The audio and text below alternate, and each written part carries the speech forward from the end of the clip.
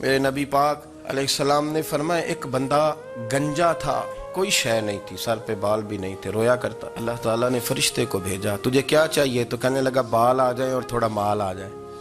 فرشتے نے ہاتھ پھیرا تو بال بھی آ گئے تو بکریاں بھی آ گئیں، لائنیں لگ گئیں، مال ہی مال ہو گئے۔ دوسرے کے پاس گیا، وہ کوڑا تھا، اس کو جا کے کہا کیا چاہیے؟ کہنے لگا شفا ہو جائے اور کچھ اللہ تعالیٰ آسانی کر دے۔ شفا بھی ہو گئی، گائیں بھی دے دی، بھینسیں بھی دے دی، مال ہی مال ہو گئی۔ پھر ایک کے پاس گیا، وہ اندھا تھا، تجھے کیا چاہیے؟ اس نے کہا آنکھیں مل جائیں اور کچھ ساتھ اللہ مال دے دے۔ اونٹ ہی اونٹ ہو گئے۔ جب بڑا نواز دیا تو پھر مالک نے امتحان لینے کا ارادہ کیا، یاری تیری سونا ہے پر آزمائشاں بھی تیریاں اگ، آزمائشاں تیریاں، صحیح کہہ رہا ہوں، آزمائشاں تیریاں، یاری تیری سونا ہے پر آزمائشاں تیریاں، اے سونا پرکھیا جامدائی پہلو نال لگاں دے لگ۔ اللہ نے فرمایا آزمائش کرو۔ سب سے پہلے گنجے کے پاس آئے، اسے کہا اللہ کے رستے میں کچھ دیکھنے لگا، میرے خرچے ہی بڑے، دیکھو تو صحیح کتنی مشکل میں وقت گزارتا ہوں، حال ہی کوئی نہیں۔ تو اس نے کہا میں نے تو سنا ہے تو گنجا اور بھوکا ننگا تھا۔ کہنے لگا میں تو جدی پشتی رئیس اعظم ہوں، تجھے کس پاگل نے کہا ہے بھاگ جا؟ اس نے کہا اچھا جیسے تو تھا ویسے ہی ہو جائے۔ کھیت کھلیان اجڑ گئے، پھر سے گنجا ہو گیا۔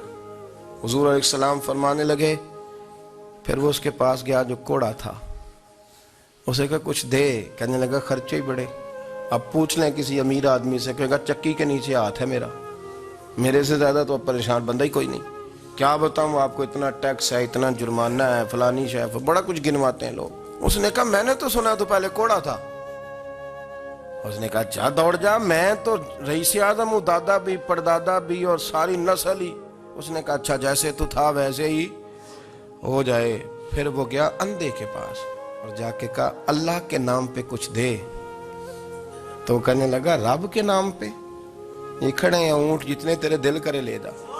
اس نے کہا کیا معنی اس بات کا؟ کہنے لگا یار تجھے کیا بتاؤں، میں تو اندھا تھا، میں نے تو کبھی دنیا دیکھی نہیں تھی، پھر اس کریم نے فضل کیا تو مجھے بڑا کچھ دکھایا، میں کیا بتاؤں، میرا دل کر رہا ہے کہہ دوں کہ پھر اس نے کعبہ دکھایا، پھر اس نے روضہ رسول دکھایا، پھر اس نے ریاض الجنہ کے سجدے دکھائے، پھر اس نے اپنے محبوب کے دروازے کی رونقیں دکھائیں۔ اس نے بڑا کچھ دیا، اس نے بڑا نوازا۔ میرے پاس تو شاید میں بدکار پرانا خادم، کسے در ملی نہ ٹوئی، ایتے واصف یار نے نظر جو کی تھی پھر واصف ہی ہوئی۔ یہ تو اس کا کرم ہوا۔ تو یہ وہ کہنے لگا تو اللہ کے نام پہ جان مانگ، میں وہ بھی دینے کو تیار، میرے پاس تو شے ہی کوئی نہیں تھی، مجھے تو اپنا پتہ ہے، میں تو کوئی شے نہیں تھا، کچھ نہیں تھا میرے پاس، یہ تو ان کا کرم ہے کہ رخ ان کا ادھر ہے، اور مختصر سی میری کہانی ہے، یہ جو بھی ہے ان کی مہربانی ہے۔ تو وہ کہنے لگا میں بھی کچھ لینے نہیں آیا تھا، تیری آزمائش ہی کرنے آیا تھا، تیری عزتیں بھی سلامت رہیں گی، تیرا مال بھی سلامت رہے گا، تیری شفا بھی۔ اپنی زندگی میں کبھی بھی اللہ کی بارگاہ سے توجہ ادھر ادھر نہ کریں، چھوڑیں لوگ کیا کر رہے ہیں، دنیا کیا کہہ رہی، کبھی بھی اپنی توجہ دائیں۔ ہمارا یہ مسئلہ بن گیا کہ ہماری سیاست ہے، ہماری دنیا داری ہے، ہم بندوں کو راضی کرنا چاہتے ہیں، ہم دیکھتے ہیں کون کس طرح، اور آپ یقین کریں آپ تھک جائیں گے، بندے راضی نہیں ہوں گے، وہ نہیں راضی ہوتے، آپ ان کو منا کے لائیں گے تو ادھر والے نکل جائیں گے، ادھر کو منائیں گے تو ادھر والے نکل جائیں گے۔ اس چکر سے باہر آئیں، اس رب کو راضی کریں جو فرماتا ہے ان الذین آمنوا وعملوا الصالحات سیجعل لهم الرحمن ودا۔ فرمایا تو ایمان لانے کے بعد نیک عمل کر، میں لوگوں کے دلوں میں تیری محبت پیدا کر دوں۔ رحمان لوگوں کے دلوں میں محبت ڈال دے گا، اللہ لوگوں کے دلوں میں۔ اپنی نظر ہمیشہ اپنے رب پہ رکھیں، اتنی لمبی چوڑی دنیا داروں سے امیدیں نہ وابستہ کریں۔ میں نے دیکھا ہے لوگ کاسا لیسی کرتے ہیں، کبھی اس کے دروازے پہ کبھی اس کے دروازے پہ، ان چکروں سے باہر آئیں اور اپنے رب کی بارگاہ کی طرف توجہ کریں، استغفار شوق سے پڑھا کریں، اور اکیلے میں نہ، اکیلے میں۔ رئیس المتکلمین مولانا نقی علی خان صاحب رحمۃ اللہ نے لکھا ہے کہ فرعون 500 سال حکومت کر گیا، فرماتے اصل وجہ یہ تھی کہ دنیا جب سو جاتی تھی نا تو اوپر چادر لے کے تو مسلح پہ بیٹھ جاتا تھا اور ہاتھ باندھ کے کہتا تھا رب تو ہی ہے، میرا پردہ نہ کھولنا، مالک تو ہی ہے، کرم نوازی کرنا، میری پکڑ نہ کرنا۔ وہ بے ایمان ہو کے اگر 500 سال ہاتھ باندھے تو گزارا کر لیتا ہے، تو ایماندار ہے، پر مسئلہ یہ ہے کہ تو رات کو بکل مار کے ہاتھ نہیں نہ باندھتا، تو منت نہیں کرتا، تو استغفار نہیں کرتا۔ توبہ کریں تو بچے رہیں، وہ اتنی لمبی حکومت کر گیا چونکہ رات کو کہتا تھا مالک رب تو ہی ہے، لیکن مہربانی فرما میری پکڑ نہ فرما تو اللہ نے تو اس کو مہلت دے دی۔ کافروں کو آج بھی مہلت دی ہوئی نہیں رب نے۔ بڑے بڑے فقیروں کو مالدار ہوتے دیکھا، بڑے بڑے مالداروں کو فقیر ہوتے دیکھا۔ ام ربیعہ کہا کرتی تھی، بڑی نیک عورت تھی، وہ کہتی ہیں میں بڑے امیر آدمی کی بیوی تھی، اپنے شوہر کے ساتھ چھت پہ بیٹھی تھی تو نیچے فقیر مانگنے والا آیا، اس نے بڑے درد سے صدا کی تو میں نے اپنے شوہر سے کہا کچھ دے دیں، کہا دفع کر، ان لوگوں نے دھندا بنایا ہوا ہے۔ کہتی میں میکے سے بھی بڑا مال لے کے آئی تھی، میرے ماں باپ بڑے امیر تھے تو میں نے چوری اپنے خامہ سے نظر بچا کے باتھ روم جانے کے بہانے گئی اور نیچے جا کے 5 دینار میں نے اس فقیر کی ہتھیلی پہ رکھے۔ کہتے اس نے 5 دینار دیکھے، پھر میری طرف دیکھا تو میں نے اس کی آنکھوں میں آنسو چمکتے دیکھے۔ کہنے لگے بی بی رب تیرا بھلا کرے، میں 3 دنوں کا بھوکا ہوں۔ کہ وہ چلا گیا، میں گھر آ گئی، باہر آئی تو میرا شوہر کہنے لگا اب اتنی تو تیز ہو گئی ہے اور تو اتنی خود مختار ہو گئی ہے، میرے بغیر پوچھے مال خرچ کرے گی، جا تجھے 3 طلاقیں۔ کہتی میں وفادار باپ کی بیٹی تھی، طلاق لے کے گھر آئی تو میرا باپ ٹوٹ گیا، چارپائی پہ چلا گیا، اوہو یہ کیا بن گیا۔ کہتی بڑی تکلیف رہی، 1-2 سال کے بعد میرے ابا نے میری شادی کر دی۔ اب جس شوہر کے پاس گئی وہ بڑا نیک تھا، پرہیزگار تھا، اللہ نے بہترین صلہ دیا۔ کہتی ہیں چھت پہ بیٹھی تھی، دروازے پہ فقیر آیا تو میں نے شوہر سے کہا کچھ دے دوں؟ کہنے لگا 5 نہ دینا، 15 دینا، 20 دینا، میں فقیر ہوں، میں نے فقر سے دولت دیکھی ہے، اسے خالی نہ لوٹانا۔ کہتی ہے کہ میں نیچے گئی اور جب میں نے اس کی طرف دینار بڑھائے تو میری چیخ نکلی، پیسے پھینک کے میں بے ہوش ہو کے گری، میرا شوہر نے آ کے اٹھایا، اندر لے گیا، پانی منہ پہ چھڑکا، کہنے لگا تجھے کیا ہوا؟ کہنے لگی یہ جو مانگنے آیا یہ میرا پہلا شوہر تھا، وہی تھا جو کہتا تھا کہ تو 5 دینار دے آئیے جا، تجھے 3 طلاق۔ معین الملت والدین، عطائے رسول، ہند الولی، غریب نواز، خواجہ معین الدین چشتی، حضرت خواجہ اجمیر، شاہ اجمیر، شاہ اجمیر، والی ہندوستان۔ آخری عمر میں سارا دن روتے گزر جاتا، ساری رات روتے گزر جاتی، ذرا سی کوئی بات کرتا تو رو پڑتے، آنکھیں آنسوں سے بھری رہتی۔ اور کئی دفعہ اپنے بھی پریشان ہو جاتے ہیں نا کہ یار تو ایک بات کی جان ہی نہیں چھوڑ رہا۔ تو خواجہ قطب الدین صاحب بختیار کاکی سے لوگوں نے شد سے بات کریں، اتنا بھی تو نہیں نہ رونا چاہیے، ہر وقت اس کے آنسو کی کریے، عاشق دا کام ہی رونا توڑا، تبھی نہ روئے نہیں منظوری۔ ہر وقت رونے کا کیا مطلب ہے؟ تو خواجہ قطب صاحب کہتے ہیں میں قریب گیا تو میں نے پیر دبائے، میں نے کہا سونیا لوگ تو کچھ بھی نہیں کرتے، تو نے تو کمال کر دیا، 90 لاکھ آدمی مسلمان کر دیا، دنیا کچھ نہیں کرتی، تو نے 50 سال ساری رات مسلح پہ بیٹھ کے رب راضی کیا، تو شہزادہ تھا، حضور کی اولاد تھا، لیکن معین الدین تیرا ایک پلاٹ بھی نہیں، تو نے طالب علم پالے، انہیں غریبوں کو دیا، انہیں نوازا، کوئی شے نہیں تیرے پاس، ہر چیز تو نے، ساری رات روتے ہو، سارا دن روتے ہو۔ خواجہ قطب الدین صاحب کہتے ہیں میں نے جب عرض کیا تو خواجہ صاحب مجھے گلے لگا لی، چیخ مار کے روئے، کہنے لگے قطب الدین پتر داڑھی سفید ہو گئی، جانے کا وقت آ گیا، جو تو نے نیکیاں گنوائی ہیں وہ ہیں صحیح میرے پاس، پر یار کی بارگاہ میں پیش کرنے کے قابل ایک بھی نہیں، ایک بھی نہیں۔ تو بارگاہ تو دیکھ کتنی بڑی ہے، رسول کریم کی بارگاہ میں پیش کرنے کے قابل ان میں سے ایک بھی نہیں، تو آستانہ دیکھ کتنا بڑا ہے، کیا پیش کروں گا، کیا عرض کروں گا حضور کی بارگاہ میں، کس طرح۔ وہ یار جو بڑے تھے وہ تو ڈرے ہوئے تھے، سہمے ہوئے تھے، وہ تو بڑی بڑی آزمائش میں تھے، لیکن میرا اور آپ کا رٹا 2 نمازیں پڑھ کے 6 نمازوں کا دعویٰ کرنا اور لمبی چوڑی کہانیاں بنانا اور اپنے منہ سے اپنی تعریفیں کرنا، اس سے تھوڑا باہر آئیں۔ رزق بھی میرا اللہ ہی دیتا ہے، علم بھی اللہ دیتا ہے، رزق بھی۔ حضرت سیدنا امام اعظم ابو حنیفہ رحمۃ اللہ تعالیٰ علیہ کے ساتھ ایک شخص کہتا میں نے نماز پڑھی تو عشاء کی نماز تھی، یہ جو لوگ بڑے ہوتے ہیں نا، جن کے پیار کرنے والے بڑے ہوتے ہیں، ان کے گرد خوف بھی بڑا ہی ہوتا ہے، انہیں بڑا ڈر لگتا ہے، بڑی بعض اوقات آزمائش ہوتی ہے۔ عشاء کی نماز کہتے پڑھی تو امام صاحب نے نا عشاء کی نماز میں تلاوت کی آیتیں فَمَن يَعْمَلْ مِثْقَالَ ذَرَّةٍ خَيْرًا يَرَهُ وَمَن يَعْمَلْ مِثْقَالَ ذَرَّةٍ شَرًّا يَرَهُ، فرمایا جو ذرہ برابر خیر کرے گا وہ بھی قیامت میں دیکھے گا، اور جو ذرہ برابر شر کرے گا وہ بھی قیامت میں اس شر کو دیکھے گا اس کے سامنے آئے گا. تو وہ شخص کہتا ہے کہ سارے لوگ نماز پڑھ کے چلے گئے تو امام صاحب رحمۃ اللہ علیہ نے اپنی داڑھی پکڑی رو رہے ہیں. کہتے ہیں وہ ذرہ برابر نیکی کا بدلہ دینے والے، وہ ذرہ برابر شر پہ سزا دینے والے میری سفید داڑھی کو دیکھ. مالک میرے ذرے ذرے سامنے نہ لانا، لوگ تو میری بڑی قدر کرتے ہیں دنیا، میں تو بڑا پہچانا جاتا ہوں، لوگ تو میری راہوں میں پھول لیے کھڑے ہوتے ہیں، مجھے بڑا نوازتے ہیں، قیامت میں رسوا نہ کر دینا، میرے لیے مشکل ہو جائے گی. وہ کہتے ہیں میں نے امام صاحب کا درد دیکھا، مجھے کوئی کام تھا تو میں چلا گیا. میں نے کہا کہ وہ اس وقت اللہ کے حضور حاضر ہیں تو میں دوبارہ آؤں گا. کہتے ہیں میں تہجد کا وقت آیا تو امام صاحب وہیں بیٹھے تھے اور ان کی داڑھی آنسوؤں سے بھری ہوئی تھی اور زور سے داڑھی پکڑی ہوئی. کہنے لگے مالک رسوا نہ کر دیں، قیامت میں رسوا نہ کر دیں. یار جو ہدایت یافتہ لوگ تھے وہ تو ڈرے ہوئے تھے، وہ تو سہمے ہوئے تھے. وہ تو کہتے تھے یہ اس کا فضل نہیں، اس نے بلا لیا، یہ اس کا کرم نہیں. حضرت باعزید بستامی کسی کافر کو دیکھتا تو رو پڑتے، کہتے مالک تو کتنا کریم ہے، یہ بے ایمان رہ گیا، تو نے اپنے فضل سے مجھے اپنے نبی کا غلام بنا لیا. وہ رو پڑتے. یہاں تو لوگوں کا دعویٰ ہی بڑا ہے. نمازی اللہ خیر فرمائے وہ تو دوسروں کو گھورتا ہے، وہ کہتا ہے جنت کا میں مالک کو کنجیاں میرے پاس ہیں، میں کسی اور کو گھسنے نہیں دوں گا.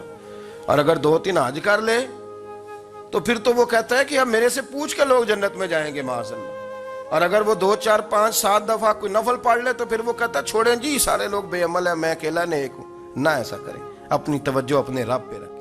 جب یہ نظریہ بن گیا، جب یہ ذہن بن گیا کہ پیدا اللہ نے کیا ہے، دینا اللہ نے ہے، عطا کرنے والا اللہ ہے، نوازنے والا اللہ، تو پھر ساری توجہ دنیا داروں کی طرف رکھنا. میں اللہ والوں کی طرف توجہ رکھنے کا قائل ہوں، لیکن وہ بھی کوئی آستانہ ہے کہ جہاں حق مرشد کا نعرہ تو بڑا لگے پر رب کا نام ہی نہ سننے کو ملے. یہ بھی کوئی بات ہوئی کہ جہاں یہ تو نعرہ زور سے لگے کہ جیوے جیوے مرشد جیوے، لیکن استغفار کا درس ہی نہ ملے. ہر وقت یہ بتایا جائے کہ یہاں آ گئے تو بچ گئے. کیسے بچیں گے؟ میرے رسول پاک علیہ السلام کا دروازہ سب سے بڑا دروازہ ہے، لیکن میرے دوستو یاد رکھنا نبی پاک علیہ السلام نے بھی لوگوں کو جب رستہ دکھایا ہے تو رب کریم کا رستہ دکھایا ہے. میرے رسول کریم سید عالم صلی اللہ تعالی علیہ وسلم نے لوگوں کی اللہ کی جانب توجہ کرا. میری بات کو اچھے طریقے سے سمجھیے گا. علم اللہ تبارک و تعالی عطا کرتا ہے تو اسے اللہ کی عطا ہی سمجھنا چاہیے. کچھ لوگوں کے پاس علم ہوتا ہے پر علم نافع نہیں ہوتا، وہ ٹامک ٹونجا مارتے رہتے ہیں ساری زندگی. علم کو اللہ کی عطا سمجھیں، اپنی عقل پر اپنے شعور پر زیادہ بھروسہ نہ سمجھیں، نظر اللہ پہ رکھیں. حضرت مولا علی شیر خدا کرم اللہ تعالی وجہہ الکریم سے کسی نے پوچھا تھا بڑا عالم کون ہوتا ہے؟ ہمارے ہاں تو اب وہ والے عالم پائے جاتے ہیں نا اللہ ماشاءاللہ، جو ممبر پہ بیٹھتے ہیں تو دعوے ہی دعوے، اس طرح کے عالم ہمارے ہاں پائے جاتے ہیں، وہ ہر بات میں دعویٰ کرتے ہیں. یہ مزاج علماء کا نہیں. حضرت علی المرتضیٰ سے کسی نے پوچھا بڑا عالم کون ہوتا ہے؟ فرمایا بڑا عالم وہ ہوتا ہے کہ جسے مسئلے کا پتہ نہ ہو تو وہ کہہ دے مجھے نہیں پتا، میں پتہ کر کے بتاؤں گا، غلط بات بیان نہ کرے. امام مالک سے کسی نے کوئی مسئلہ پوچھا تو آپ فرمانے لگے مجھے اس سوال کا جواب نہیں آتا. وہ کہنے لگا آپ اتنے بڑے امام ہیں تو اس سوال کا جواب نہیں آتا. آپ فرمانے لگے اگر مجھے ہر سوال کا جواب آتا پھر تو میں خدا ہوتا. مجھے تو اتنا آتا ہے جتنا میرے رب نے مجھے عطا کر دیا ہے. اپنی نظر اللہ پہ رکھیں. نکل آئیں اس معمے سے باہر کہ میں کوئی بلا ہوں، مجھے بڑا پتہ ہے، میرے پاس 6 ڈگریاں ہیں، مجھے 10 جگہ پہ تدریس کا شغف حاصل ہے. اس سے نکلیں باہر. قرآن مجید دیکھیے گا اللہ تعالیٰ نے ارادہ قدرت فرمایا کہ میں حضرت آدم کو بناؤں گا. پھر بنانے کے بعد فرمایا فرشتوں سجدہ کرو آدم کو. سب نے سجدہ کیا الا ابلیس ابا واستکبر وکان من الکافرین، سوائے ابلیس کے، اس نے انکار بھی کیا، تکبر بھی کیا اور کافروں میں سے ہو گیا. تو یہ جب اللہ تعالیٰ نے سجدہ کرایا تو کیسے کرایا؟ اللہ تبارک و تعالیٰ نے نا حضرت آدم کو علم سکھایا خود. وعلم آدم الاسماء کلہا. خود اللہ فرماتا کہ میں نے جناب آدم علیہ السلام کو تمام اشیاء کے نام سکھائے. تو وہ چیزیں پھر میں نے نا اللہ فرماتے میں نے فرشتوں پہ پیش کی. میں نے کہا کہ بتاؤ ان کے نام کیا ہے. تو فرشتوں نے جو جواب دیا وہ سمجھنے والا ہے. اللہ نے چونکہ خود علم سکھایا تھا حضرت آدم کو لیکن فرشتوں کو نہیں سکھایا تھا. تو اللہ کریم نے فرمایا فرشتوں یہ بتاؤ ان چیزوں کے نام کیا ہیں. تو فرشتے کیا کہتے ہیں؟ فرشتے عرض کرتے ہیں قالوا سبحانک لا علم لنا. آپ کبھی یقین کریں اس چیز کی لذت لیں تو مزہ آ جائے. کہا قالوا سبحانک، کہنے لگے تو پاک ہے۔ آدم علیہ السلام کو نام سکھا لیے، پھر فرشتوں کے سامنے وہ چیزیں پیش کر کے کہا ان چیزوں کے نام بتاؤ، تو فرشتے کیا کہتے ہیں؟ کہتے ہیں قالوا سبحانک، تو پاک ہے، لا علم لنا، ہمارے پاس کوئی علم نہیں، الا ما علمتنا، ہمیں تو اتنا پتہ ہے جتنا تو نے ہمیں سکھا دیا۔ اور یہ کیوں تو نے ہمیں جتنا سکھایا اتنا پتہ ہے؟ فرشتے یہ نہیں کہتے یا اللہ تو زیادہ سکھا، آدم کو دیا تو ہمیں بھی دے، یہ نہیں فرمایا، فرمایا انکا انت العلیم الحکیم، اے اللہ تو علم والا بھی ہے اور حکمت والا بھی ہے، تجھے پتہ ہے کس کو کتنا دینا ہے، جتنا تو نے مناسب سمجھا جناب آدم کو دیا، اور جتنا تو نے بہتر سمجھا وہ تو نے ہمیں عطا فرمایا۔ میرے عزیز، علم اگر آپ کے پاس ہے تو اس کو اللہ کی عطا سمجھیں۔ ہمارے ہاں بہت سارے لوگ بن کے بیٹھ جاتے ہیں، میں اکثر کہتا ہوں کہ پھر وہ دعوے کرتے ہیں میرے علاقے والے جاہل ہیں، میرے شہر والے جاہل ہیں، میرے خاندان والے پڑھے نہیں۔ یہ آپ کا دعویٰ ہے، یہ آپ کو خراب کر دے گا۔ ہم نے بہت سارے ایسے لوگ دیکھے جو بہت بڑے عالم تھے، لیکن اللہ جب لینے پہ آیا تو عقل ہی لے گیا، شعور ہی چلا گیا، حافظے ختم ہو گئے۔ آپ دیکھتے ہیں بڑھاپے میں کچھ لوگ ایسے ہوتے ہیں کہ جن کو یہ بھی یاد نہیں رہتا کہ میرا نام کیا ہے، میں کہاں ہوں، مجھے کدھر جانا ہے۔ اس وقت سے اللہ کی پناہ مانگیں اور اپنی نظر اپنے رب کریم کی جانب رکھیں۔ علم کے بعد ایک چیز آتی ہے جس کا نام ہے ہدایت، جس کا نام ہے تقوی، جس کا نام ہے پرہیزگاری، جس کا نام ہے عمل، عبادت، ریاضت۔ یہ بھی اسی وقت ہی نصیب ہوتی ہے جب میرا رب کریم نصیب فرما دیتا ہے۔ ہم نے نا نیکی کا اپنا اپنا سٹیٹس بنا لیا ہے، اپنا اپنا معیار بنا لیا ہے۔ کچھ لوگ کہتے ہیں کہ جناب مسجد میں سیمٹ کا توڑا دینے سے بہتر ہے کسی غریب کو آٹے کا تھیلا دے دو۔ اب اس نے اپنا مزاج بنا لیا نا نیکی کا، اس نے اپنا سٹیٹس بنا لیا۔ میرا یہ سوال ہے کہ نبی پاک صلی اللہ تعالیٰ علیہ وسلم جب مدینہ شریف آئے تھے تو حضور نے سب سے پہلے غریبوں میں آٹا تقسیم کیا تھا کہ سب سے پہلے مسجد بنائی تھی؟ کیا عجیب لوگوں کا رنگ ہے، اپنی مرضی کی ہدایت، اپنی مرضی کا تقوی، اپنی مرضی کا معیار۔ مسجد کوئی بڑا چھوٹا خطیب بھی میری طرح کا ہو نا تو وہ مسجد میں بیٹھ کے جب نبی پاک کی بات کرتا ہے تو کہتا ہے میرے رسول پاک غریبوں کا سہارا بن کے آئے۔ وہ غریبوں کی بات کرتا ہے، مسکینوں کی، لاچاروں کی، کمزوروں کی بات۔ تو مسجد ہی تو وہ ادارہ ہے جہاں سے غریبوں کی بات ہو رہی۔ تو اب لوگوں نے غریب کو اور مسجد کو لڑانا شروع کر دیا، اس کو لڑاؤ کہ مسجد میں پیسے دینے سے بہتر ہے آپ غریب کو آٹے کا تھیلا دے دیں۔ آپ یہ کیوں نہیں کہتے کہ مسجد میں بھی آپ توڑا دیں ایک سیمٹ کا اور ساتھ غریب کو بھی خدمت کریں؟ یہ کیوں نہیں تقویٰ؟ اپنی اپنی مرضی کا مزاج، اپنی اپنی۔ کچھ لوگ کہتے ہیں چھوڑو جی، ساری زندگی انسان نماز پڑھتا رہے اور پھر گالیاں بھی دیتا رہے، بندہ داڑھی بھی رکھ لے اور جھوٹ بولنا بھی نہ چھوڑے۔ تو یہ آپ نے اپنے پاس سے تقوی کا معیار بنایا۔ گالی دینے کا گناہ ہے اور داڑھی رکھنے کا ثواب ہے۔ تو اگر آپ داڑھی رکھے ہوئے ہیں اور آپ کوئی غلطی کر رہے ہیں تو اس سے آپ کی داڑھی کا ثواب ختم ہے۔ آپ کوئی غلطی کر رہے ہیں، داڑھی کا ثواب اس سے ختم ہے، وہ اپنی جگہ پہ قائم ہے چیز۔ اپنی مرضی کا کیوں تقوی کا معیار بناتے ہیں؟ تقوی کا مزاج اپنی مرضی کا نہ بناؤ۔ اللہ کی بارگاہ سے دعا مانگو کہ یا اللہ ہمیں ہدایت کا نور عطا فرما، اللہ تو ہمیں رستہ دکھا، تو بتا کہ ہدایت کیا ہے۔ تو رب فرماتا ہے اللہ ولی الذین آمنوا، اللہ مومنوں کا مددگار ہے، یخرجہم من الظلمات الی النور، وہ انہیں اندھیروں سے نکالتا ہے اور نور کی طرف روشنی عطا فرماتا ہے۔